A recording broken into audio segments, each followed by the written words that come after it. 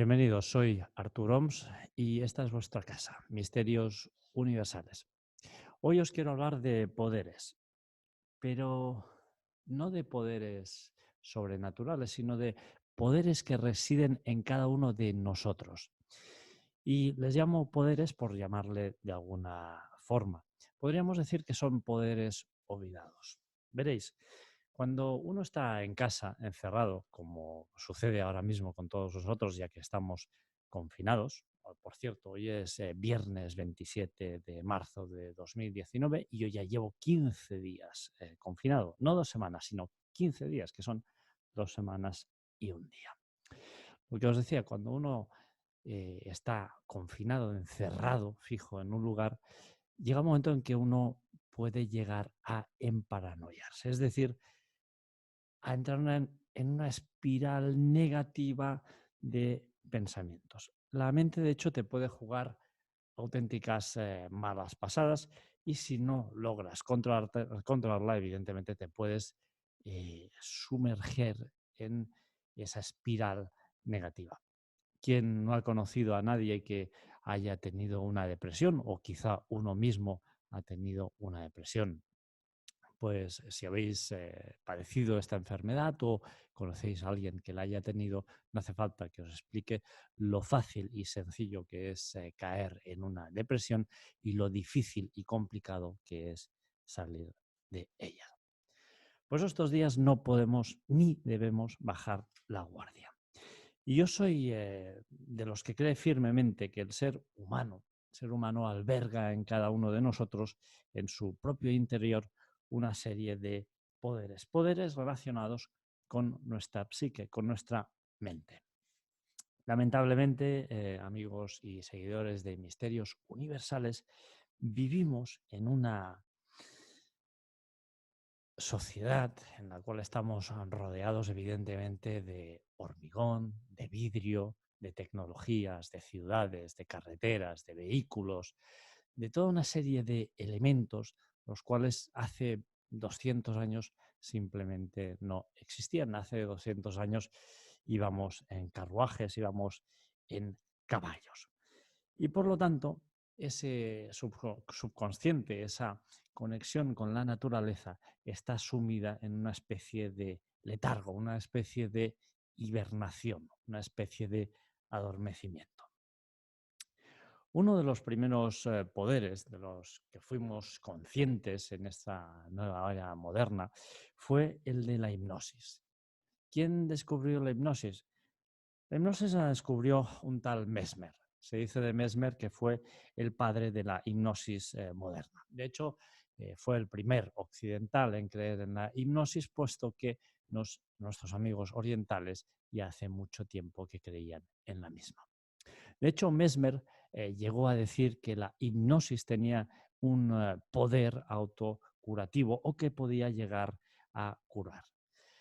Mesmer lo llamó el magnetismo animal. Y de hecho, él decía que llegaba a curar a ciertas personas. Él usaba una especie de barreño con un líquido mágico y a través de ese líquido él curaba a las personas. En París, en el año 1784, una comisión dictaminó que sus curaciones eran el fruto de la sugestión, es decir, en cierta manera, podríamos decir que la sugestión sí que curaba enfermos. Por lo tanto, a mi entender, Mesmer no iba mal encaminado. Es decir, aquel poder, el poder de la sugestión, con ese líquido, era capaz de curar a enfermos. Un líquido que, por cierto, él decía que era mágico y parece ser que era simple y llanamente agua.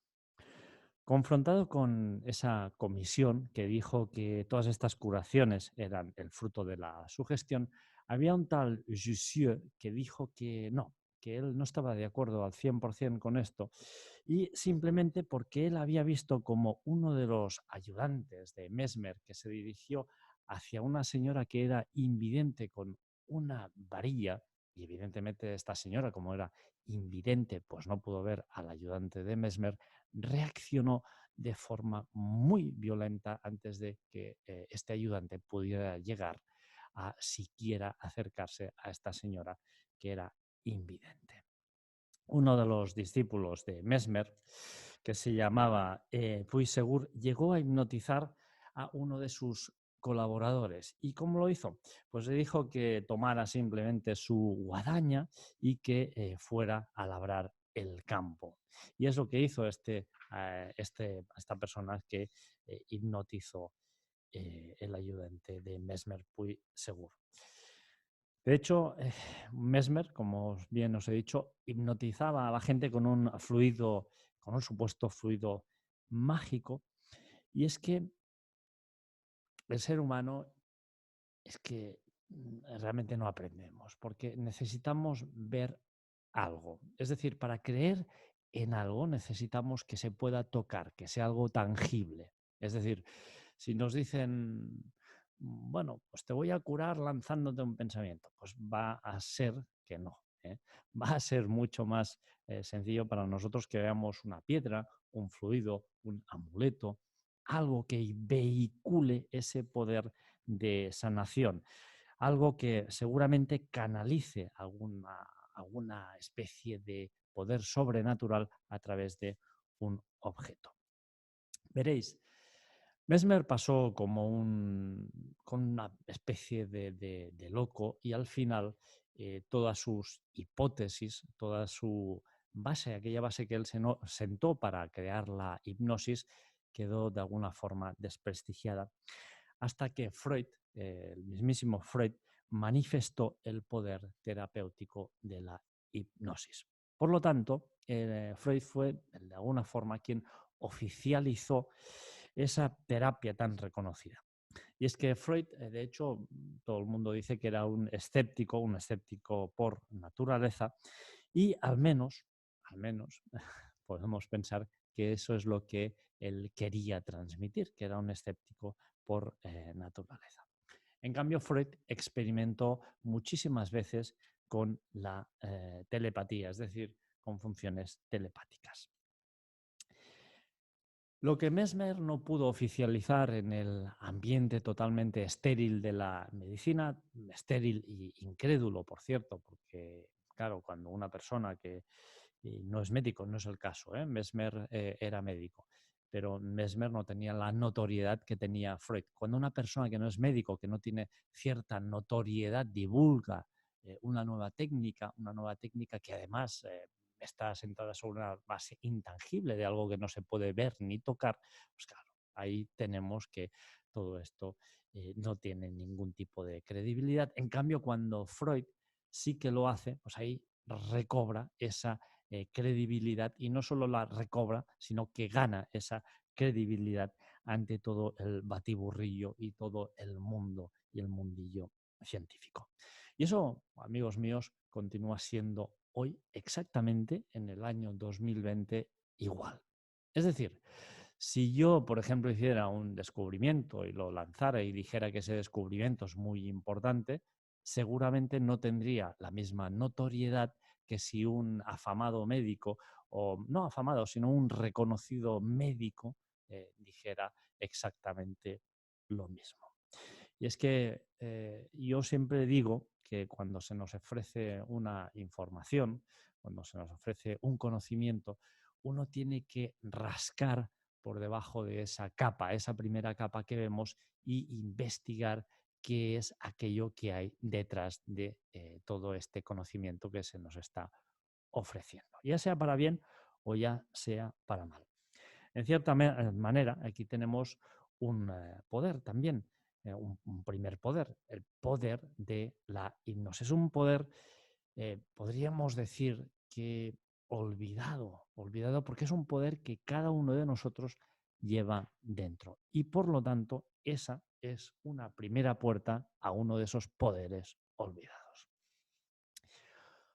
Otro poder que tenemos olvidado o abandonado o sesgado, podríamos decir, es la telepatía. H.W. Meyers fue uno de los fundadores de la, y leo textualmente, Physical Research, que desde 1881 se dedicó a investigar fenómenos paranormales. Y de hecho, H.W. Myers, fue quien inventó el término telepatía. Un profesor de psicología de la Universidad de Cambridge, Rhine, un tal Rhine, ya en 1930 realizó una serie de experimentos telepáticos a distancias bastante importantes. Él, por ejemplo, lo que hizo en uno de sus experimentos fue colgar directamente una serie de dibujos en la pared, y él en su casa observaba esos dibujos. Y paralelamente había pedido a sus estudiantes que en esa franja horaria se concentraran para ver qué dibujos estaba Rain de alguna forma mirando. Y les pidió que tomaran un folio y que dibujaran algún dibujo de los que Rain intentaría transmitir telepáticamente a sus alumnos. Los resultados fueron sorprendentes y, de hecho, Rain, alentado por estos resultados, continuó sus investigaciones. No solo Rain investigó sobre la telepatía, sino que los rusos, por ejemplo, en 1937, ya afirmaron que desde un submarino ruso llamado Nautilus, uno de sus tripulantes había contactado con otra persona rusa que también era un agente ruso que estaba instalado muy lejos, estaba concretamente en Estados Unidos de América, en Norteamérica, y había contactado telepáticamente con ese agente en Estados Unidos de América. El doctor Vasilev, que fue el director del Instituto Ruso del Cerebro, llegó a dar órdenes telepáticas a un sujeto que estaba en Sebastopol, es decir, a unos 1.700 kilómetros de donde él se hallaba, que él estaba, de hecho, en Leningrado. Y de hecho no solo llegó a darle órdenes telepáticas, sino que incluso él llegó a sentir que este sujeto con el cual estaba experimentando, pues incluso llegaba a tener una serie de dolencias, y él llegó a percibir esas dolencias a más de 1.700 kilómetros de distancia. Un tal Jacques Richet bautizó a su teoría como la criptestesia, es decir, una especie de sexto sentido. Consiste en creer que entre seres humanos o seres de la misma especie existe un canal de comunicación que se realizaría, ese canal de comunicación, mediante una serie de señales de radio desconocidas.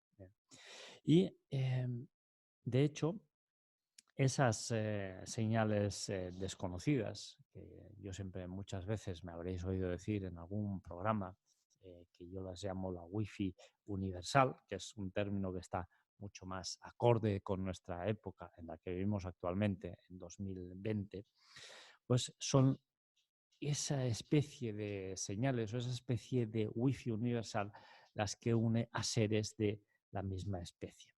Fijaros que en parte es algo que se ha podido comprobar en diversos tsunamis, muchos animales que están muy unidos entre ellos, no se sabe por qué, pero huyen en bandada.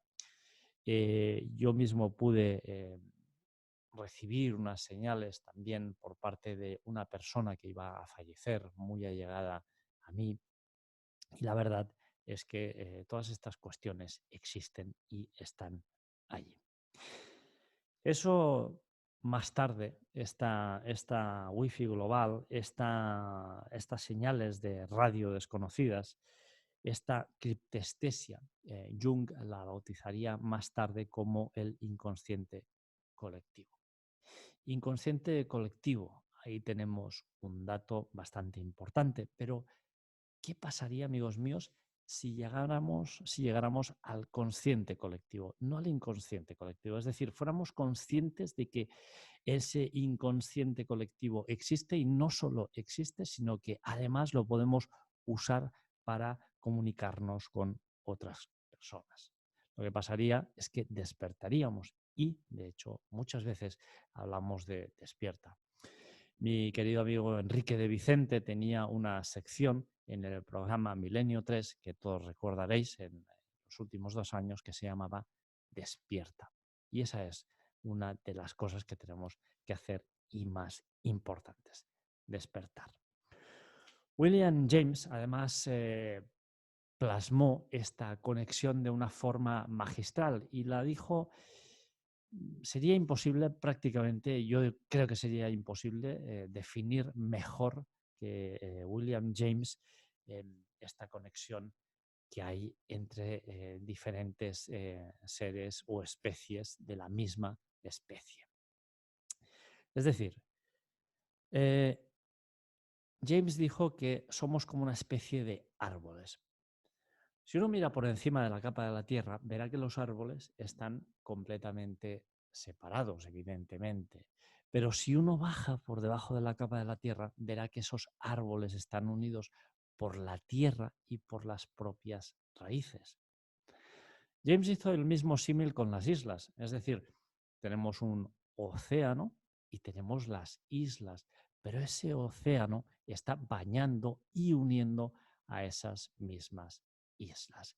Este sería el concepto de criptestesia o de esa wifi universal o de ese inconsciente colectivo. Bien, todos los estados de conciencia pueden transmitirse. Las sensaciones, las percepciones, las emociones, los estados físicos pueden transmitirse de forma telepática. El Instituto para las Zonas Fronterizas de la Parapsicología no es un instituto que date de recientemente, sino que es un instituto ya de hace muchos años atrás, ya separó esos mensajes que somos capaces de recibir y emitir telepáticamente y dio unos datos muy curiosos. Y dijo que el 43% de los mensajes que recibimos telepáticamente corresponden a mensajes relacionados con la muerte. El 27% de los mensajes que recibimos o que podemos o que somos capaces de entregar corresponden con algún tipo de peligro. Y si me seguís hace tiempo, todos recordaréis que ya nombré el caso de Philip K. Dick. Buscar un poco e investigar sobre ese mensaje que le llegó que le permitió que salvara a su hijo. Un mensaje que le advertía sobre un peligro. Este escritor es el que escribió la famosa obra en la cual se inspiró la película Blade Runner. Un 18% de estos mensajes que somos capaces de emitir y recibir estarían relacionados con pensamientos positivos de amistad, de amor, etc. Y un 6% de esos mensajes serían mensajes dirigidos hacia otras personas, mensajes dirigidos en forma de odio, en forma negativa. ¿Os dais cuenta de que solo el 18% de estos mensajes que este Instituto para las Zonas Fronterizas de la Parapsicología son de origen y procedencia positiva? El resto es prácticamente o de alerta, o de muerte, o de negatividad. ¿Qué quiere decir eso? Bien, quiere decir que vivimos en una sociedad en la cual estamos inmersos completamente al miedo a la represalia. Miedo que si hago esta conducta me generará una sanción de tráfico, o si no pago a tiempo mis impuestos me van a poner una sanción económica, o si incumplo cierta ley pues voy a tener un castigo. Y esto nos hace pensar y autoponernos siempre a nosotros, siempre, siempre, siempre en primero, antes que a los demás. Y por lo tanto hace que nuestra vida diaria carezca de muchas veces empatía. Sí, es verdad que podemos pensar que somos empáticos y que somos capaces de ponernos en el lugar de la otra persona, pero en la mayor parte de las ocasiones eso es mentira, es una especie de espejismo del cual queremos autoconvencernos. Mirad, en 1963, Konecki, que dirigía la sección de biología de la NASA, desveló que él ya tenía conocimiento de que los rusos estaban investigando sobre aquello que ellos llamaban transferencias electromagnéticas. Y de hecho los propios norteamericanos hicieron lo propio. ¿Y qué hicieron? Pues ellos lo que hacían es que entrenaban a sus astronautas con técnicas de transmisión de pensamiento. Y eso lo hacían en 1963 ya los norteamericanos, es decir, usaban técnicas de telepatía. Otro poder que está olvidado o que tenemos ahí adormecido, la clarividencia. Percibir objetos o acontecimientos sin usar ninguno de los sentidos. ¿Quién nos recuerda a Skywalker, Luke Skywalker, en aquella famosa escena con el maestro Yoda y su espada, blandiendo esa espada láser, luchando con una máscara en los ojos contra aquellas esferas que volaban? ¿Recordáis esa imagen? Esto sería la clarividencia. J.G. Pratt escogió a una persona al azar, a un tal Pierce. Hicieron un experimento que fue muy interesante. Sincronizaron sus relojes a las 15 horas y 12 minutos y ahí empezaron un experimento que desvelaría datos muy curiosos. Pratt tenía unas cartas Zener, y lo que hizo es que empezó a poner una carta Zener sobre la mesa y en el mismo edificio Pierce, el tal Pierce, intentaba adivinar cuál era la carta que Pratt había puesto encima de la mesa. Durante el experimento, Pierce llegó a perder en una de las sesiones 200 gramos de peso. ¿Por qué? Debido a esa concentración, a esa focalización, a ese intentar recibir esa imagen que Pratt le iba a transmitir con esas cartas Zener encima de la mesa. Pierce acertó un total perdón, de 580 cartas, de un total de 1.850 cartas que digamos que se hicieron en ese experimento. Podríamos decir que 380 las podríamos atribuir al azar, es decir, venga, vamos a tirar 1.850 cartas y de esas 1.850 cartas, 380 por el azar, es decir, por pura matemática, las vas a acertar. Pero ¿qué hay de las 188 restantes? Para esas no hubo ningún tipo de explicación. En Colorado, Lucien Warner y la señora Mildred Reibel hicieron otro experimento, un experimento muy interesante también.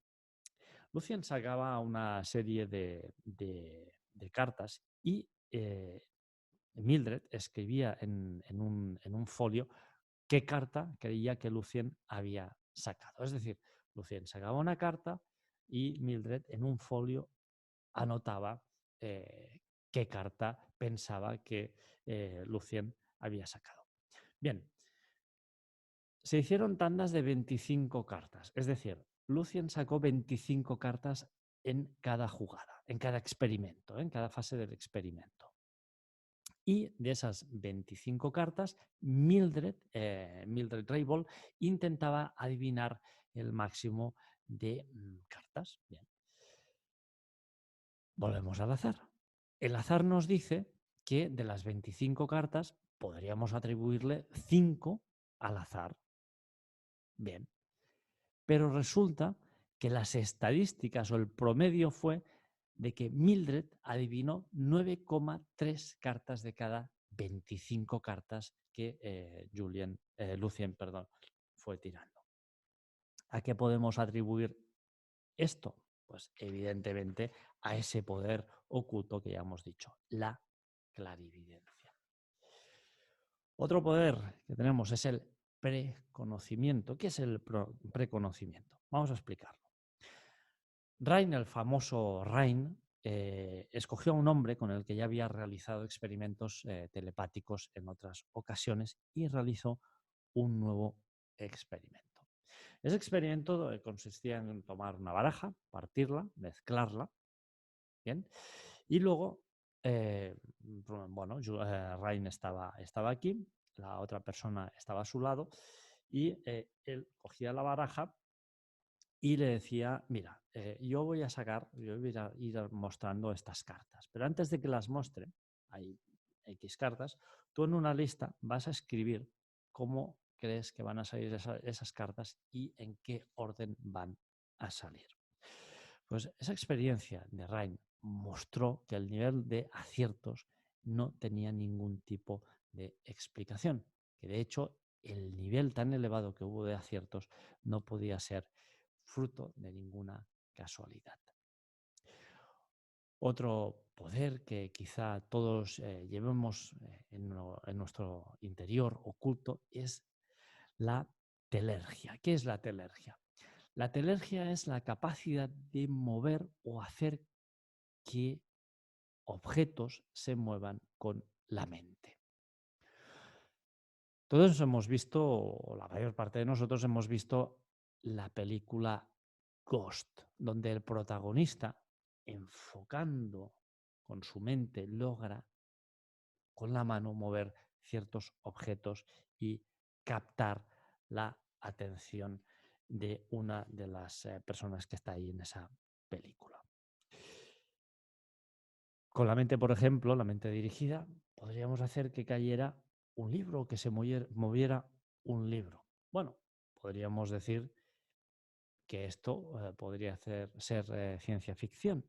Bien, pero en 1930 un farmacéutico cercano a París, de hecho una pequeña población que se llama el Eure, vivió una serie de episodios muy extraños. Y es que este farmacéutico vio cómo salían despedidos de las estanterías jarrones con los componentes que él usaba para crear esas fórmulas magistrales.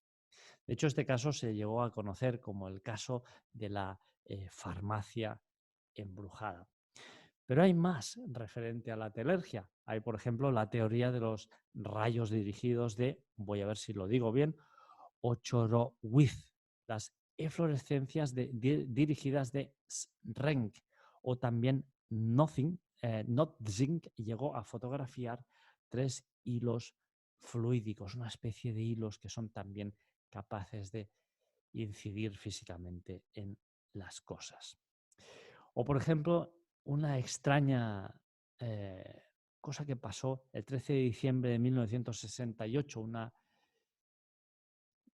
levitación a la cual muchas veces pues, hemos oído. Yo, de hecho, oí a un monje tibetano, representante de su señoría el Dalai Lama en España, decir que él mismo había visto a monjes budistas levitar. Pues ese 13 de diciembre de 1968, un tal Hom logró delante de 20 personas levitar.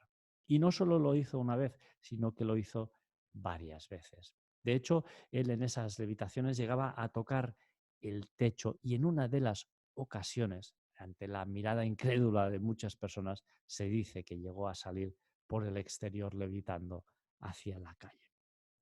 La mente, amigos míos, es muy poderosa, es mucho más poderosa de lo que nos podamos imaginar.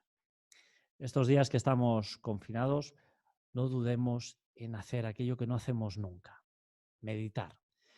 Sentémonos y hagamos ejercicios de meditación. Vaciemos nuestra mente e intentemos, de alguna forma, quitar todas aquellas cosas que molestan, que son accesorias y que son parasitarias. Dejemos nuestra mente pura, limpia e intentemos, de alguna forma, reconectar con esa naturaleza. Volvamos a esos tiempos en los que habían esas casas en medio de esos bosques y en la oscuridad había ese miedo, ese temor a los lobos, a los osos, a esa oscuridad, a ese manto negro que había después de la puerta. Y es que tener miedo es normal. Por eso tenemos que, de alguna forma, estos días que estamos en casa, aprovechar para pensar, para meditar, porque es normal que tengamos miedos en plural. Y lo que tenemos que hacer es controlar esos miedos. Esos miedos no deben de ninguna manera eh, controlarnos a nosotros. Por eso hay que ser siempre positivos y no debemos dejar absolutamente ningún detalle al azar. Estamos viviendo constantemente bombardeados y además ese bombardeo hace que estemos completamente enganchados a esas estadísticas macabras, ¿no? De cuántas personas se han enfermado, cuántas muertes hay, cuántas personas se han curado, estaré yo en los curados, estaré yo en los muertos, estaré yo en los que se salvarán, va a llegar una vacuna y parece que estamos estos días obsesionados con todas estas noticias que nos están alimentando, pero nos están alimentando de una forma negativa. Por eso tenemos que despejarnos, tenemos que alimentarnos de datos positivos. Aprovechemos este confinamiento para meditar, para leer, para estar con los nuestros, para conversar con nuestros seres queridos. Y recordemos que esos poderes que hemos mencionado varios poderes como la telepatía, la clarividencia, hemos mencionado el preconocimiento, la telergia. Todos esos poderes, amigos míos, están dentro de cada uno de nosotros. Por algún motivo, se nos está bombardeando constantemente con noticias negativas que nos llegan por, evidentemente, todos los lados. Dejemos aparte, olvidémonos de todas estas cuestiones. Hagamos un ejercicio. Miremos una sola vez al día esas noticias. Evitemos a toda costa esa intoxicación mental, porque nos estamos intoxicando. Veréis, la diferencia entre una cosa buena y que esa cosa buena pueda convertirse en un veneno es la dosis. La dosis es lo que va a dictaminar que algo que puede ser bueno pueda convertirse en un veneno. Que estemos informados es bueno, que estemos informados es positivo, pero que estemos sobreinformados puede resultar venenoso, en el sentido de, evidentemente, todo esto que está pasando, todo esto que nos está sucediendo ahora mismo, que es esta pandemia terrorífica. Por lo tanto, aprovechemos estos días, busquemos en nuestro interior y seguro que van a aflorar esos poderes olvidados. Espero que podáis recuperar alguno de ellos y que este pequeño audio, este pequeño vídeo haya servido para transmitiros ese mensaje de positividad, porque recordad, amigos, que sumirse en un pozo es muy fácil y salir de él es mucho más difícil. Nos vemos o nos escuchamos en breve.